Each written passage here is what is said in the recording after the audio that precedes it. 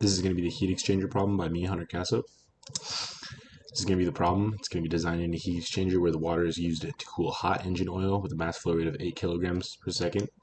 From 100 degrees Celsius to 80 degrees Celsius, the water is going to enter the heat exchanger at 20 degrees Celsius with a mass flow rate of 2 kilograms per second.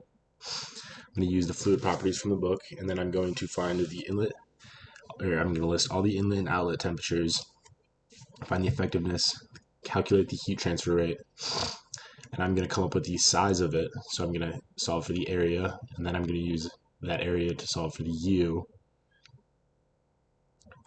And once I've solved for the U, I'm going to use it in the NTU and solve with those equations to find out the effectiveness.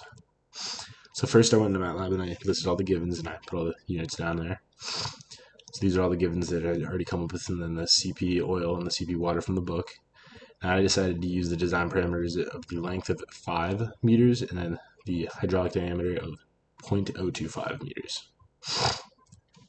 So the assumptions I made is that steady state operation and negligible heat loss to the surroundings, constant specific heat capacity for both the fluids, so they're not going to be changing throughout the entry length of the heat exchanger. So step 1 is I assumed a shell and tube heat exchanger. Step 2, I'm going to be calculating the heat transfer rate. So I get Q dot equals M of the oil times CP of the oil times the T oil in minus the T oil out.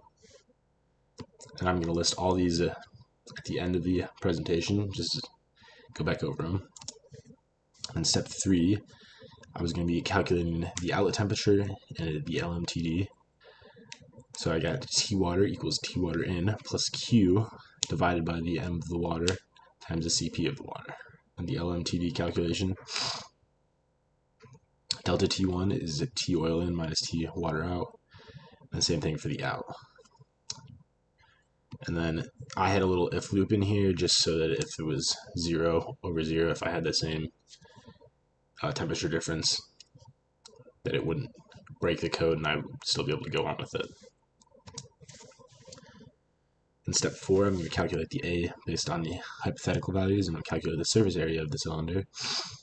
And A equals pi times the entry diameter times the length, which is going to come out to the surface area in meters squared. So the final step, or one of the final steps, is going to be calculating the U, which is just going to be U equals Q divided by A times LMTD. In step 6, I'm going to be calculating the effectiveness, so I define the Cmin, the Cmax, the ratio of the Cmin divided by the Cmax, the NTU, which I brought up earlier.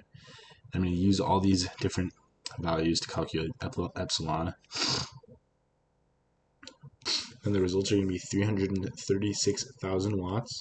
The outlet temperature is going to be 60.2 degrees Celsius, and the LMTD is at 49.2 degrees Celsius. And the heat exchanger area is 0.392 meters squared. The overall heat transfer coefficient is 17,400 watts per meter squared degrees Celsius. And the effectiveness is at 0.337. Thank you.